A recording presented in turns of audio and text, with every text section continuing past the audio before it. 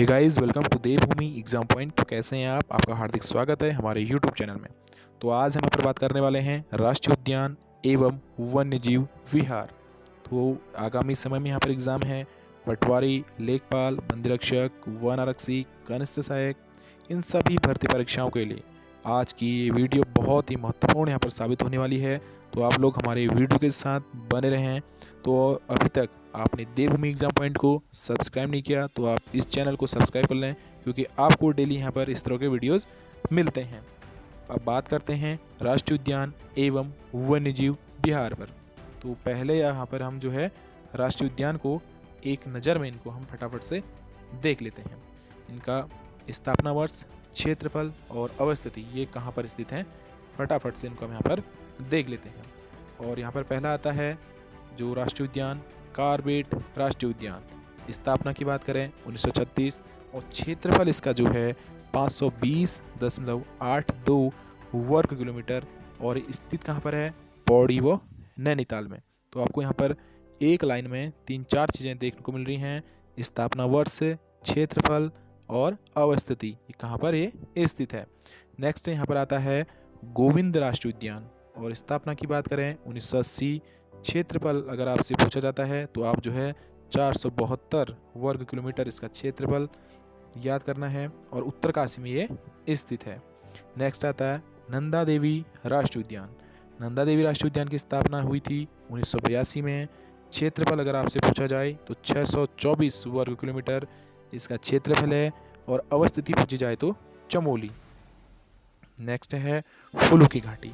फूलों की घाटी की स्थापना 1982 और इसका क्षेत्रफल 87.50 इसका क्षेत्रफल है वर्ग किलोमीटर में। कहाँ पर है ये, चमोली में। तो आपको इनको फटाफट से याद करना है। कार्बेट राष्ट्रीय उद्यान पौड़ी व नैनीताल, स्थापना 1936। गोविंद राष्ट्रीय उद्यान 1980 उत्तरकाशी।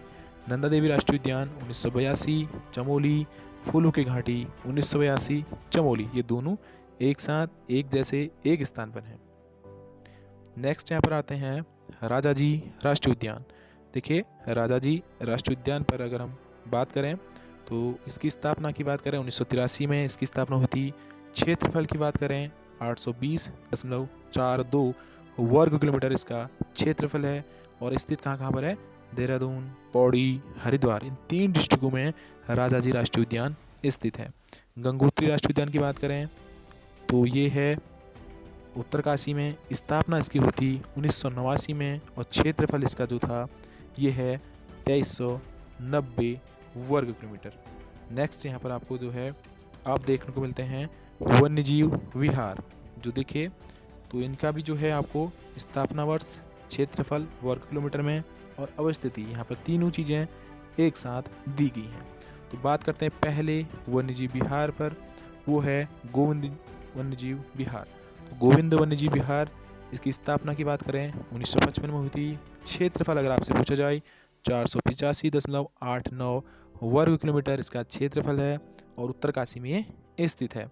नेक्स्ट यहाँ पर आपसे पूछा जाए केदार वन्यजीव विहार, ये कहाँ पर है, इसकी स्थापना कब हुई थी, क्षेत्रफल कितना है, तो हम यहाँ पर जो है स्थापना पढ़ लेते हैं 1972 में इसकी स्थापना हुई थी केदार वन्यजीव विहार की।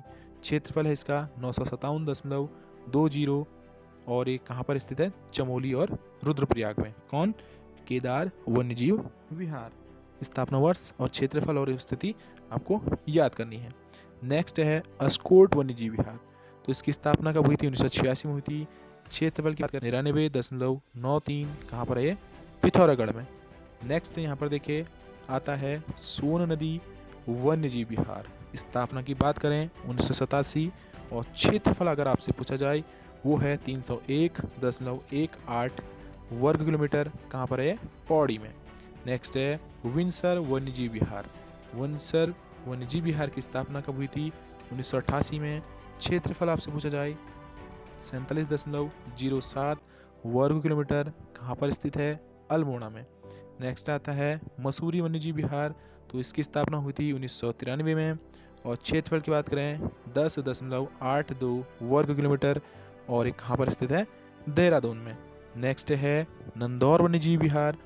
इसकी स्थापना हुई थी 2012 में और एक कहाँ पर, स्थित है नैनीताल और चंपावत में। क्षेत्रफल अगर आपसे पूछा जाए 269.95 इसका क्षेत्रफल है। तो देखिए हमने यहाँ पर जो है राष्ट्रीय उद्यान, वन्यजीव विहार दोनों को पढ़ा, उनकी स्थापना, उनका क्षेत्रफल कहाँ पर स्थित हैं। तो आपको जो है एक ही वीडियो में ये दोनों चीज़ें मिल गई। तो अभी तक आप हमारे साथ बने रहे उसके लिए बहुत बहुत धन्यवाद आपका। और देवभूमि एग्जाम पॉइंट को अभी तक आपने सब्सक्राइब नहीं किया तो सब्सक्राइब कर लीजिएगा, शेयर करें। किसी भी दिक्कत होती है किसी भी टॉपिक पे, किसी भी क्वेश्चन पे, आप कमेंट्स के माध्यम से बता सकते हैं। और वीडियो पसंद आता तो वीडियो को लाइक कर दीजिएगा। तो एक नई वीडियो के साथ फिर मिलेंगे आपको हम। तो अगर PDF चाहिए तो PDF के लिए आप हमसे संपर्क कर सकते हैं। कमेंट्स में बता दीजिएगा, आपको हम PDF सरलता से दे देंगे। तो राष्ट्रीय उद्यान और वन्यजीव विहार से क्वेश्चन भी आया था पिछली बार, जब 8 जनवरी 2023 को पटवारी का एग्ज़ाम था, करंट में ही पूछा गया था। तो इस तरह से यहाँ से क्वेश्चन बनते हैं, तो आप लोग जो है बने रहें। तो मिलता है एक नई वीडियो के साथ, तब तक ढेर सारी शुभकामनाएं आपको।